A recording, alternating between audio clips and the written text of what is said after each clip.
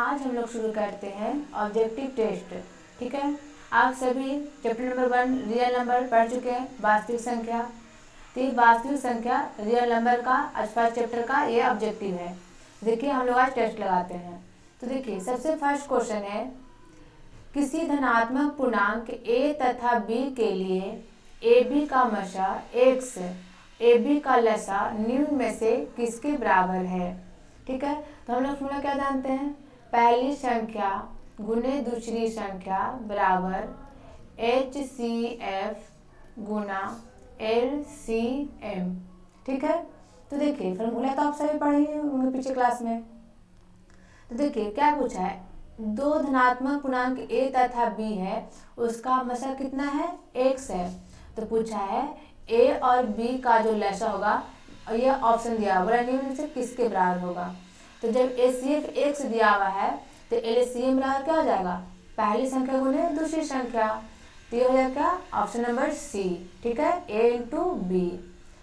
LCM बराबर हो जाएगा LCM बराबर a इंटू बी। HCF क्योंकि मालूम था कितना, x। ठीक है, देखिए क्वेश्चन नंबर 2। क्वेश्चन नंबर 2 में है, यूक्लिड विभाजन एल्गोरिथ्म दो धनात्मक पूर्णांकों के निम्न में किसे परिकलित करने का तकनीक है। ठीक है, तो देखिए यूक्लिड विभाजन एल्गोरिथ्म द्वारा जब हम लोग मैथ बनाते थे तो क्या निकालते थे, मशा निकालते थे ना। ये तो इजी क्वेश्चन था। देखिए तीसरा क्वेश्चन नंबर में है, दो या दो से अधिक अभाज्य संख्याओं का मशा है। ये तो सभी को बताया थे, अभाज्य संख्या में दो अभाज्य संख्या का मशा कितना होता है, 1 होता है। ठीक है, उसे अभाज्य संख्या भी कहते हैं, आप लोग को बताया थे डिफिनेशन।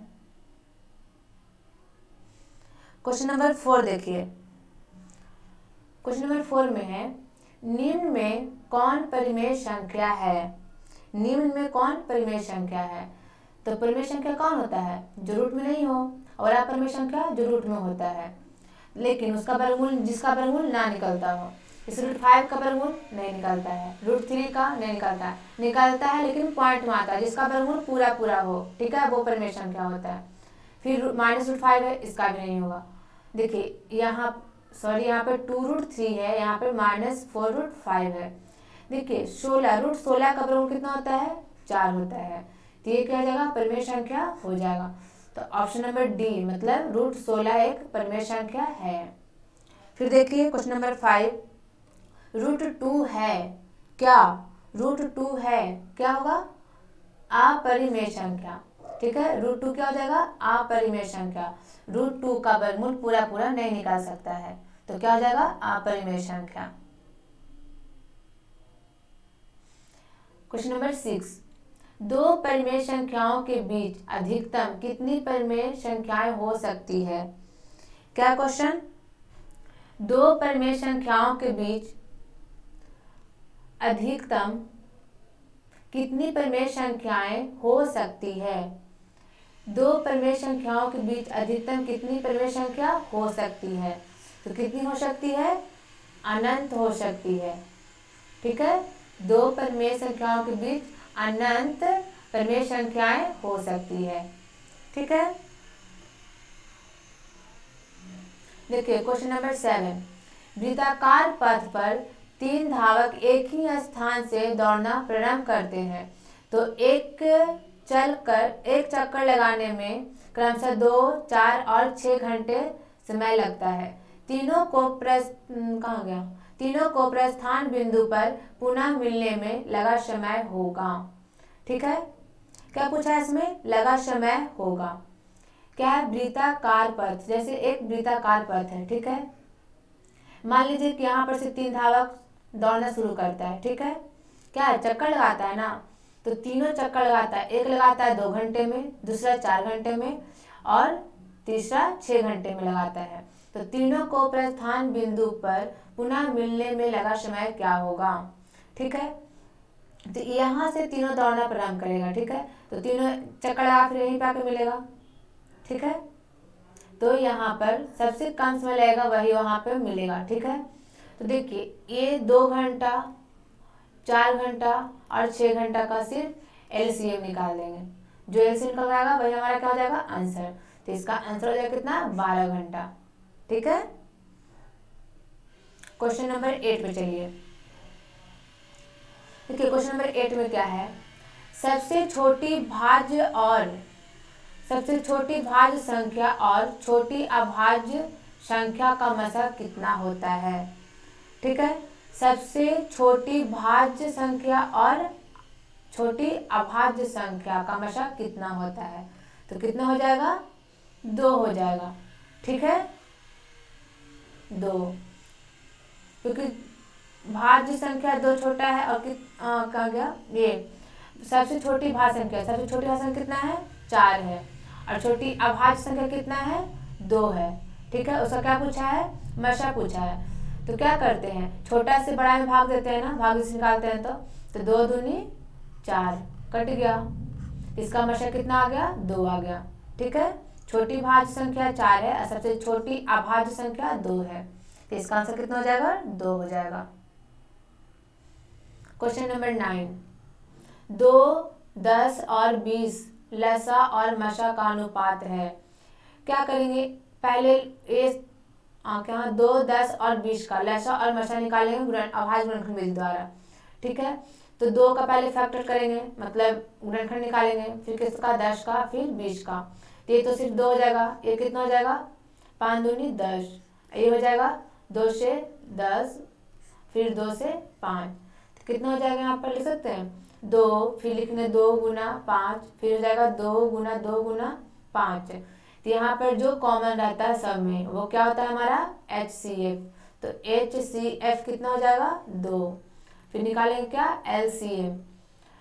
तो क्या करते हैं, ऊपर वाले पहले 2 लिख लिए, फिर देखिए बीच वाले में 2 है और 5 है, तो 2 लिखा हुआ है ना, 1 2 है, 1 2 लिखा हुआ है, फिर ये कितना है, 5। तो यहाँ पर 5 लिख लेंगे। ठीक है, फिर नीचे देखिए कितना 2 है, 1 और 2, 2 को 2 है, तो 1 2 तो लिखा हुआ है, 1 और लिख लेंगे। अब 5 1 है, तो 5 तो 1 लिखा हुआ है, तो और तो लिखेंगे नहीं। तो देखिए गुना कर लीजिए इसको, तो कितना हो जाएगा, 5 दूनी 10, 10 दूनी 20, और जगह से कितना, 20।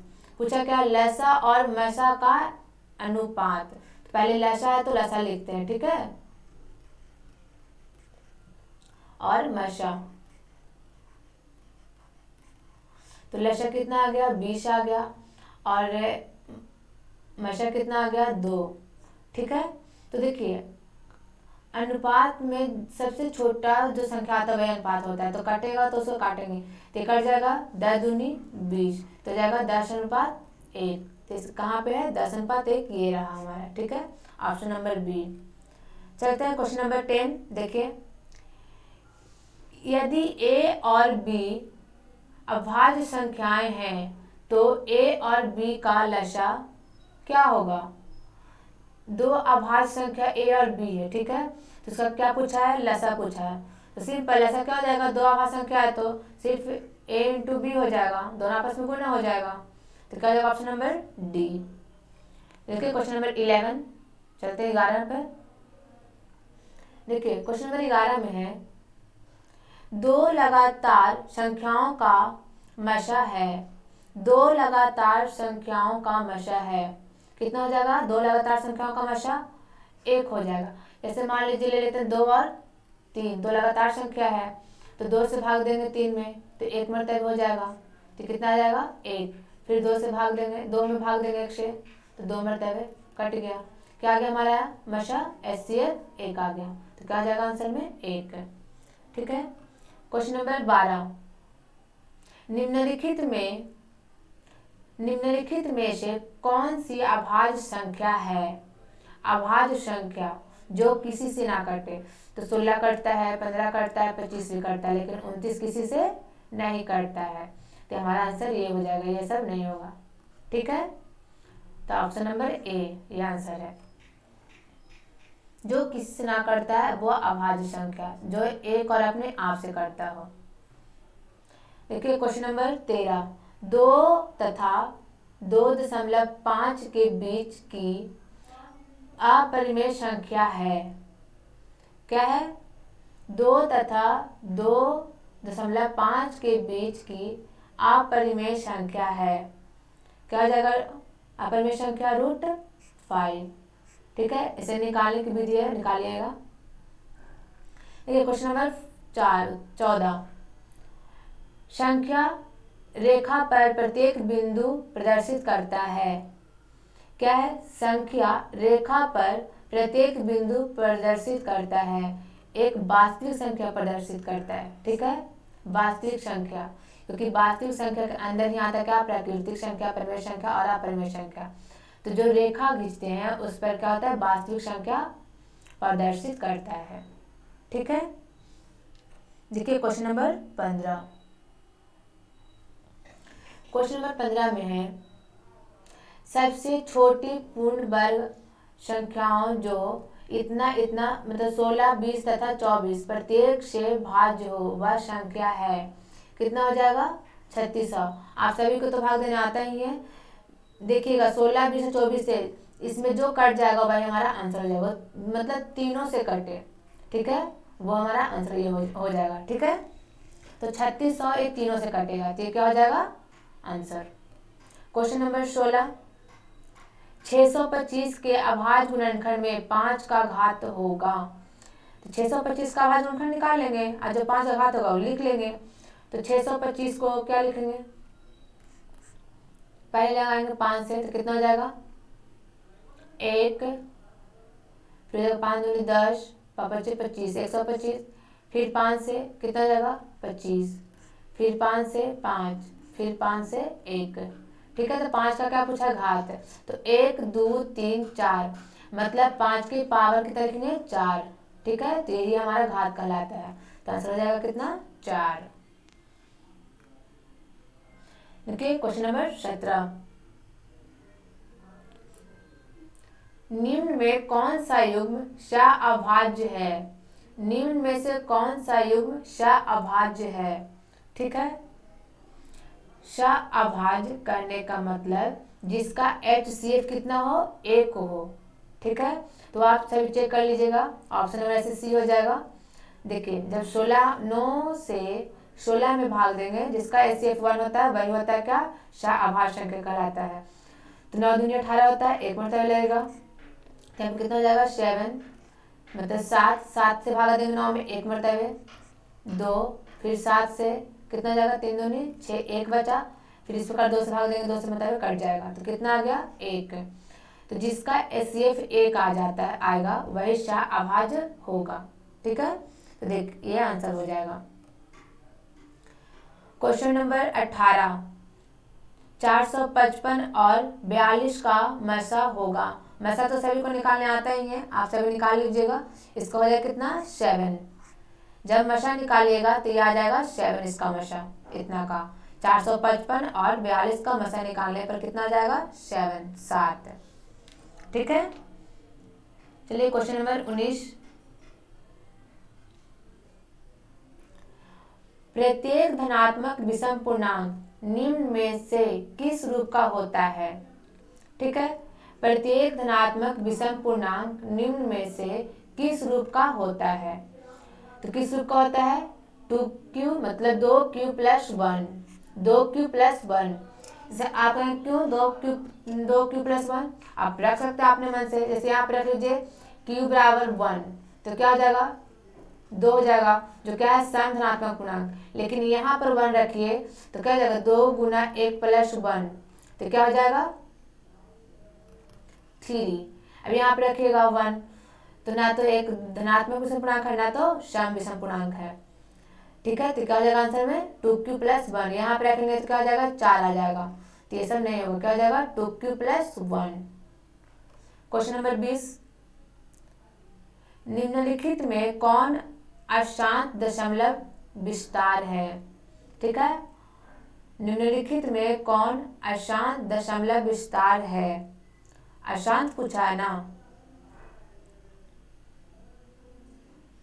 देखिए इसका निकालेंगे तो क्या हो जाएगा?